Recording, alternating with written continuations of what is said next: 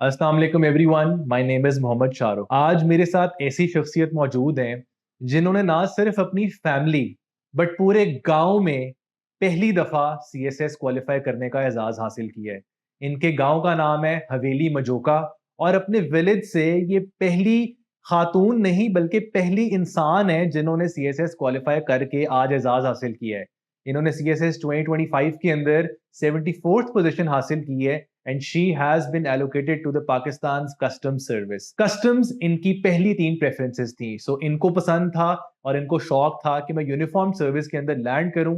आइए जिनके साथ गपशप लगाते हैं और इसके साथ साथ मैं ये भी बताता चलूं कि ये हमारी बहुत पुरानी स्टूडेंट हैं और हम लोगों ने एक एमओयू किया हुआ था अखूबत के साथ, जिसमें हम लोग जो फार फ्लंग एरियाज थे या जो दूसरे स्टूडेंट्स थे जो जनरली बहुत ज्यादा उस तरह से मेन स्ट्रीम का पार्ट नहीं होते, उन लोगों को हम लोगों ने इक्विप किया कि वो लोग अच्छे प्लेटफॉर्म के साथ तैयारी करके इदारे के साथ अपना सीएसएस की अटेम्प्ट ले सकें। सो अखूवत एक ऐसा इदारा था जिसके साथ किप्स का एक एमओयू था और ये हमारे अखूवत बैच की one of the many success stories हैं। Thank you so much Rabia for joining us today. I am so happy, it is an honour to have you. थोड़ा सा ये बताएं कि जब रिजल्ट आया तो आपके क्या तासुरात थे, क्या फीलिंग्स थी? गांव में पहली औरत जिन्होंने ये किया है, पहली इंसान, क्या तासुरात है आपके? थैंक यू सर मुझे इनवाइट करने के लिए। और रिजल्ट जब आया तो बहुत ही सरियल फीलिंग थी। ठीक है। पहले तो मुझे बिल्कुल यकीन ही नहीं आ रहा था कि अच्छा ये मैं हूँ। अब आ रहा है यकीन? अब आ गया। चलें। और मैंने लिटरली कोई 10-12 दफा अपना रोल नंबर जो है वो उसके साथ मैच किया, जबरदस्त। अपना नाम चेक किया और उसके बाद फिर मैंने कहा कि अच्छा नहीं ये मैं ही हूँ। तो आपके गांव में और भी वो सेलिब्रेशंस हो रही गाँव होंगी, में सब आ फुल रहे हैं, भंगड़े डाल रहे हैं सेलिब्रेशंस और थी। जो है वो हार पहना रहे हैं और खुशी से सब लोग, पूरा गांव का जो है वो एक पूरा गाँव जो सर है बुलंद कर दिया आपने वो फखर से। सेलिब्रेट कर रहा था मेरी सक्सेस को, जैसे वो उनकी अपनी सक्सेस है। एक्सीलेंट। तो मैं बेसिकली अभी यहाँ पे जॉब कर रही हूँ ना लाहौर में। सही है। तो मेरा प्लान था कि मैं दिन में अगले दिन जैसे शाम में रिजल्ट आया था ऑलमोस्ट 3 के करीब। या तो मेरा प्लान था कि मैं नेक्स्ट डे जाऊँगी ना, तो बट वो कॉल्स पे I calls know you had to rush. के आप आ जाएँ, आ जाएँ। तो सही है। बस मैं पहुँची हूँ रात में, तो आई वाज़ सरप्राइज़्ड कि सारे लोग इकट्ठे हुए पूरा हुए थे गांव लाइट अप हुआ होगा। और फुल रेड कार्पेट वाओ, वाला सीन। Literally red carpet treatment. हाँ, और थोड़ा सा रबिया ये बताएं आपका एजुकेशनल बैकग्राउंड क्या है, आपने पहले क्या किया हुआ है और अभी आप जॉब क्या कर रही थी? सर मैंने मास्टर्स किया हुआ है पाकिस्तान स्टडीज़ में यूनिवर्सिटी ऑफ सरगोदा से ठीक है। और मैं गोल्ड मेडलिस्ट हूँ ऑलरेडी माशाल्लाह। उसमें भी। और मैं अभी करंटली लेक्चरर हिस्ट्री हूँ गवर्नमेंट कॉलेज इस्लामिया जबरदस्त। सो ऑलरेडी कुपरोड वर्किंग में। In the government sector. Yes sir. Great. So let tell us a bit about your optional subjects. आपके ऑप्शनल सब्जेक्ट सीएसएस में क्या थे? और आपकी जर्नी थोड़ी लंबी है, स्ट्रगल काफी लंबी है, आपने बहुत कंसिस्टेंटली मेहनत की है, इट टुक जी, you a couple of years. तो सब्जेक्ट सिलेक्शन का क्राइटेरिया क्या था, किस जी। बेसिस पे, और कौन से सब्जेक्ट्स आपने सेलेक्ट किए थे? ऐसे जैसे आपने पहले बताया है अख़ुवत बैच से, और फर्स्ट अख़ुवत का जो बैच था और काफ़ी हम लाडले थे किड्स के। जी। तो यहीं से 2021 में नवंबर 2021 में एग्ज़ैक्टली मेरे बर्थडे वाले दिन हमारी जर्नी स्टार्ट हुई थी। जबरदस्त। और तब से लेके फाइनल इंटरव्यू और लास्ट जो डॉक्टर शाहिद वज़ीर के साथ मेरा 1 टू 1 सेशन था, तब तक keeps has been a constant part of my journey. तो सब्जेक्ट सिलेक्शन जो थी वो यहाँ पे ही काउंसलिंग के थ्रू हुई। तो मेरे ऑप्शनल्स में पॉलिटिकल साइंस है, जेंडर स्टडीज़ है, क्रिमिनोलॉजी है, सोशियोलॉजी और पब्लिक एड है। सोशियोलॉजी पे ऑल्दो यहाँ पे काफ़ी लोगों ने मुझे कहा कि नहीं आप पंजाबी ऑप्ट कर लें। जी। तो यूजुअली पंजाबी स्कोरिंग होता है हाँ। और इन लैंग्वेजेस को ऑप्ट करते हैं, लेकिन मेरा ये स्टांस था कि मैं एक ही मीडियम बिल्कुल। में रहना चाहती हूँ, कि मैं मीडियम चेंज नहीं करना चाहती। Make sense. तो आपका इस वजह रिटर्न से का और इंटरव्यू का स्कोर क्या आया? सर मेरा रिटन में 704 है हम्म। और इंटरव्यू में 130 मार्क्स हैं। अच्छा। मैंने जो अपना रिजल्ट से पहले एक एनालिसिस किया हुआ था ना कि क्या स्कोर आएगा, तो वो ऑलमोस्ट उससे कोई 6-7 नंबर कम है। मतलब अच्छा। मेरा माइंड में ये था, डॉक्टर शाहिद वज़ीर ने को जब मैंने इंटरव्यू दिया था तो उन्होंने जो बताया था कि आपके ना इंटरव्यू में इतने नंबर आएँगे, सही। और वो एग्ज़ैक्टली उससे ना 10 5-10 नंबर का बस फ़र्क है। जबरदस्त। तो जबरदस्त। इस वजह से ये वही वाली स्टोरी है, जब मैंने क्वालिफाई किया था तो आई वाज प्रीटी कॉन्फिडेंट कि मेरे इतने मार्क्स आएंगे, तो एक्चुअल रिजल्ट भी उसी तरह आया था। तो वो मुझे ये बात याद आ गई। मुझे ये बताएं कि आपकी रिटन के अंदर जो स्कोर है उसमें स्ट्रैटेजी क्या थी, कौन से सब्जेक्ट्स में यू स्कोर्ड रियली वेल, और generally what made you score so high? Overall 700 cross करना इज अ बिग अचीवमेंट। सो 3-4 मोटी क्या वो बातें हैं जो आप बताना सर चाहेंगे? रिटर्न में जो है आपके जो कंपल्सरीज होते हैं, तो मेरी जो स्ट्रेटजी है वो ये है कि कंपल्सरीज में आप बहुत ज्यादा स्कोर नहीं निकाल सकते। हम्म। सर्टन चीजें होती हैं लाइक ऐसे एंड प्रेसी होता है, उसमें आपने बस 40 पे आपकी कोशिश होती है कि बस वो सरवाइव कर जाओ। सर्वाइव कर जाएं।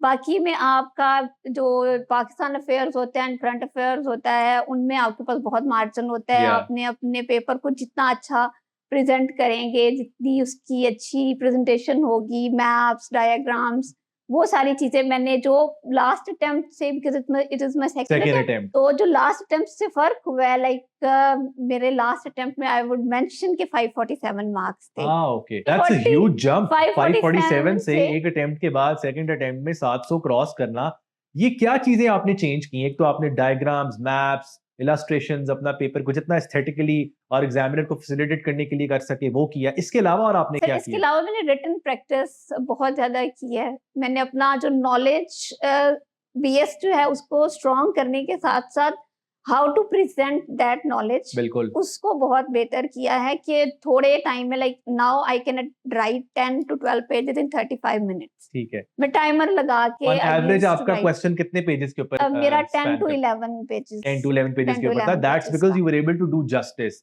आई थिंक 8 7 8 पेजेस में भी आप अच्छा सवाल अटेम्प्ट कर सकते हो, बट अगर जी। आपकी राइटिंग स्पीड है 10 टू 12 पेजेस कैन बहुत अच्छा आपके ऊपर एक वो कर और सकते हैं। हाईएस्ट स्कोर मेरा क्रिमिनोलॉजी में है, that is 83 wow! Marks. And again उसमें आपने डायग्राम्स के साथ-साथ और क्या चीजें ली जिनसे आपके बहुत अच्छे उसके मार्क्स आए? साथ मैंने इंटरेस्ट, सर एक तो होता है ऑप्शनल में, अगर आपका इंटरेस्ट है तो वो आपके मार्क्स उसमें आएँगे। हाँ जी। लेकिन मैंने जो जनरल आप जो अपनी उसके साथ एग्ज़ाम्पल्स ऐड करते हैं, अगर या आप लाइफ़ की एग्ज़ाम्पल्स ऐड करें, रियल लाइफ़ एग्ज़ाम्पल्स के साथ आप इलस्ट्रेट करेंगे चीज़ों को, तो उससे बहुत फ़ायदा होगा। बिकॉज़ आई एम टीचिंग, तो मुझे आइडिया है कि जब स्टूडेंट का पेपर आता है आपके पास, तो आप सबसे पहले क्या चीज़ें उसमें देखते हैं कि आपके लिए कितनी आसानी की है, क्वेश्चन को हिट कैसे किया है, जो बिल्कुल। चीज़ पूछी गई है सबसे पहले आपने उस सो चीज़ को। बीइंग रेलेवेंट उसको एड्रेस करें। और सीएसएस में आप कहते हैं कि हर पेपर करंट अफेयर्स का पेपर है, व्हिच मींस आपने जी, जितना उसके अंदर latest important relevant data, facts, stats, case studies डाल सकते हैं वो डालें। डालें। और क्रिमिनोलॉजी में भी this gave you an edge क्योंकि आपने लेटेस्ट डेटा और चीजें इनकॉर्पोरेट की होंगी। फैक्ट बुक सर सब एस्पायरेंट्स के लिए है कि आप अपनी फैक्ट बुक डेवलप करें। बिल्कुल। बजाए कि आप साल के एंड पे जो मार्केट में अवेलेबल फैक्ट फैक्ट बुक्स होती हैं, आप वो लें, फिर आप अपनी उनको बनाएं,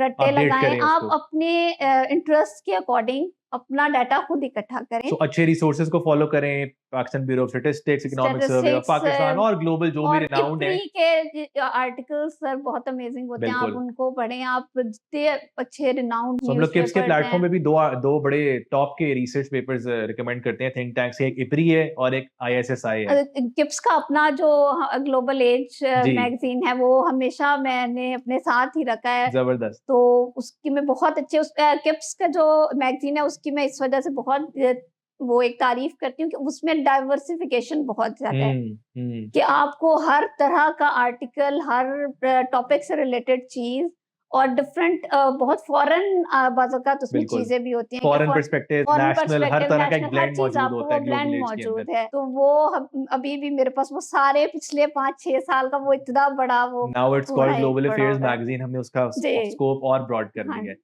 एक्सीलेंट। अच्छा ये बताएं इंग्लिश के हवाले से जी। जनरली वी हैव सीन कि it is a hard nut to crack. English का जो पेपर होता है दोनों। तो आपका जिस तरह का बैकग्राउंड है, आपकी अंग्रेजी क्या बिल्कुल ठीक थी या बाद में आके अंग्रेजी आपने फिक्स की और फिर उस पे आगे लेकर चले चीज़ों को? तो अंग्रेजी के बारे में बताइएगा, आपकी क्या स्ट्रैटेजी थी? सर इंग्लिश मेरी बिल्कुल भी ठीक नहीं थी। फर्स्ट अटेम्प्ट में मेरे दोनों पेपर फेल थे इंग्लिश के। और उसकी और बुनियादी वजह ये थी कि आपकी फाउंडेशन खराब थी? फाउंडेशन खराब थी, मेरा उर्दू मीडियम रहा है थ्रू आउट। तो उसका ये है कि मैंने ओवर द टाइम उस चीज़ को बेहतर किया है। ठीक है। और जो मेरी स्ट्रैटेजी रही है वो इस सारे टाइम पीरियड में कि मैंने रीडिंग बहुत की है बहुत की है और लिखा भी बहुत और है। लिखा भी बहुत है। पिछले 5-6 सालों में मुझे लगता है कि मैंने कोई 100 प्लस बुक्स पढ़ी हैं। वाओ! और वो भी डाइवर्सिफाइड टॉपिक्स पे, fiction, non fiction, historical books, हर सेल्फ हर हेल्प, ईच हर तरह की। कैटेगरी जो है और उसको कौन-सी पढ़ लिया। कैटेगरी सबसे ज़्यादा आपको अपील की, जो अ हेल्पफुल साबित हुई? फिक्शन। फिक्शन। तो फिलोसॉफिकली इसीलिए मेरा जो मैंने ऐसे भी अटेम्प्ट किया था सीएसएस में, वो था an investment in knowledge always page page the the best best interest. Interest. ठीक है। और प्रेसी के लिए भी मेरी यही स्ट्रेटजी थी कि मैं जब भी न्यूज़पेपर पढ़ती थी, तो जो एडिटोरियल्स वगैरह आते थे, आपने ही हमें बताया था कि आपने उनको लाज़मी समराइज़ करना समराइज़ है, करने अपने वर्ड्स में अपने लिखें वर्ड्स और में वो लिखना है। प्रैक्टिस अगर आप एंड तक लेके चले हैं तो तो I think press is a piece of cake. मैंने हमेशा रखी है, उसको डिस्कार्ड नहीं किया। इवन मैं जो बुक पढ़ती थी, I used to discuss with my colleagues, and पे एक समरी के तौर पे मैं उन्हें कहती थी, I used to tell my HOD कि मैडम मैंने ना आपको समरी सुनानी है बुक की। तो मैं उनको फिर एंड पे एक और पूरी फ़ायदा बुक सबसे की ज़्यादा एक आपका हो गया। समरी सुनाती थी। तो सो आपकी ये जर्नी सारी इसलिए भी लंबी स्ट्रैटेजी रही है। क्योंकि बेसिक इंग्लिश से आपको स्ट्रगल करना पड़ा। जी, अगर आपकी बेसिक इंग्लिश ठीक होती तो मे बी जिस तरह कुछ कैंडिडेट्स को मैंने इंटरव्यू किया they were able to crack the exam in 8 to 10 months. जी, सो अगर आपकी अंग्रेजी ठीक है तो आपको एक बहुत मेजर एज है सीएसएस के जी। अंदर। You had to work really hard.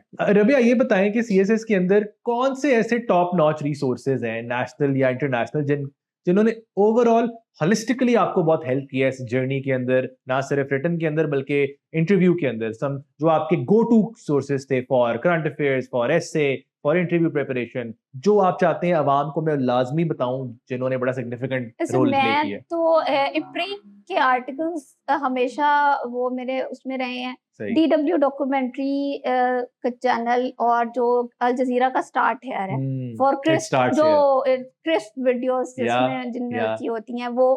बाकी फॉर इंटरव्यू मैंने मोस्टली अपने जो क्वेश्चंस हैं वो खुद ही डेवलप किए हैं। I used to read newspaper और उसके अंदर से मैंने उस सारे इंटरव्यू प्रिपरेशन में कोई 2000-2500 क्वेश्चंस जो हैं वो पॉसिबल क्वेश्चंस जो हैं वो प्रिपेयर वाओ। किए थे। तो वो सारी जो प्रिपरेशन है वो मेरी न्यूज़पेपर ओरिएंटेड है।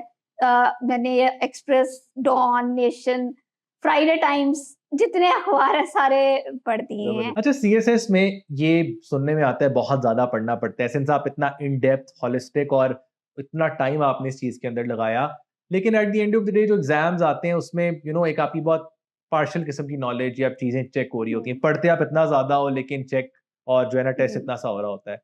सो आपके ख्याल में ज्यादा पढ़ना फायदेमंद है या कम crisp to the point relevant पढ़े तो वो ज्यादा बेहतर है? सर ये हर किसी की देखिए अपनी वो इसमें जर्नी होती है, पर हाँ, मेरा ख्याल है कि जो हार्ड वर्क होता है या वो उसकी कोई रिप्लेसमेंट नहीं उसकी है, कोई नेमो रिप्लेसमेंट नहीं है। बदल नहीं है। दुनिया बेशक स्मार्ट वर्क को बहुत या ज़्यादा वो प्रमोट कर रही है, या बहुत ज़्यादा वो करती है, या लेकिन मैं स्टिल हार्ड वर्क को ही सपोर्ट करती हूँ। आई बिलीव कि आप बहुत मेहनत करें, आपको मेहनत करने से चीज़ें मिल एक जाती हैं। लेकिन जब आपने बहुत ज़्यादा एक्सटेंसिव प्रिपरेशन की होती है, आपके पास मल्टीपल चीज़ें होती हैं, तो आप ऑटोमैटिकली उनको नैरो डाउन कर लेते हैं। हम्म। लेकिन अगर आपके पास डाटा बहुत थोड़ा है, हाँ, तो अब आपको 20 नंबर का सवाल आया हुआ है, तो बाज़ औक़ात वो जस्टिस नहीं आप हो सके। जस्टिस नहीं हो सकती उसके साथ। सही। आपके पास 4 पेजेज़ के बाद चीज़ें खत्म हो मेक जाती हैं, सेंस। आप रिपीट और बंदा कॉन्फिडेंट भी करना फील करता है जब मैंने कॉन्फिडेंट फ़ील मल्टीपल करना। रिसोर्सेज से चीजें की जी, हो।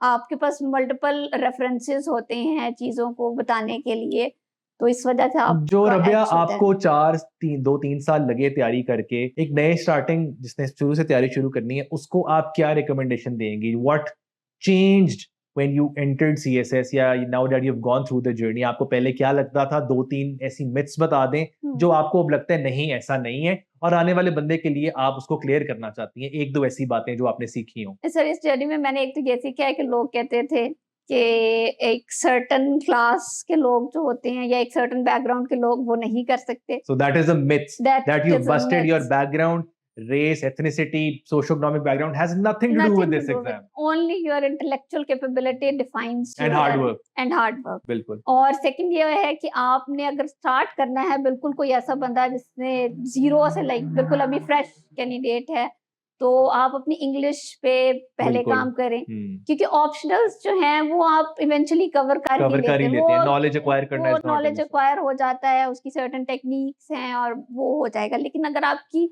इंग्लिश के आपका बेसिक मीडियम है इस पूरी जर्नी का, सिर्फ आपने रिटर्न नहीं इंग्लिश में देना, आपने इंटरव्यू और वो सारा फेज भी या उसी या लैंग्वेज में निकालना या है। तो इसीलिए आप सबसे पहले अपनी इंग्लिश, उसके लिए आप न्यूज़पेपर पढ़ें और न्यूज़पेपर पढ़ने की आदत मुझे यहीं से ही स्टार्ट हुई थी और मैं बिल्कुल नहीं अच्छा, पढ़ती let me थी। clarify here. We don't need very hi-fi English. जी, Just being able to articulate and write grammatically correct English correct is the English. requirement of हाँ, CSS. So sometimes हम complicate कर देते हैं चीजें। फ्लॉबरी किस्म की लैंग्वेज की नहीं ज़रूरत चाहिए। नहीं सिर्फ है, सादा, to simple. the point, simple. You should be able to get your message across. जी, ग्रामेटिकली करेक्ट हो, लेकिन बस कोई बहुत वो वाली इंग्लिश नहीं चाहिए कि बस पढ़ के बंदा हैरान हो जाए कि अच्छा किसने ही लिखा है ये। आप सादा ज़ुबान में अपनी बात जो है वो कन्वे बिल्कुल। करें, ताकि अगले को भी समझ आ जाए और आपका मेक मैसेज भी जो है सेंस। वो क्लियरली अच्छा रबिया, कन्वे हो ये जाए। बताएं कि आपने कस्टम्स को रखा अपनी सेकंड या थर्ड प्रेफरेंस पे, या आपने पास, पुलिस और और कस्टम्स कस्टम्स रखी, जी, and you really wanted to be a part of a uniformed group? जी। Why is that so? I have barely seen women and generally जो है ना कस्टम्स को सेकंड प्रेफरेंस रखी हुई है, इसकी क्या वजह थी? और माशाल्लाह आपको तो दो ख्वाब पूरे हो गए, सीएसएस क्वालिफाई एलोकेशन के साथ अपनी पसंद का ग्रुप भी मिल गया, जी। तो कस्टम्स इतना अपील क्यों करता है आपको? सर यूनिफ़ॉर्म जॉब्स मुझे अपील करती हैं जनरली, क्योंकि मेरे फादर जो हैं वो पुलिस में जॉब करते हैं। सही।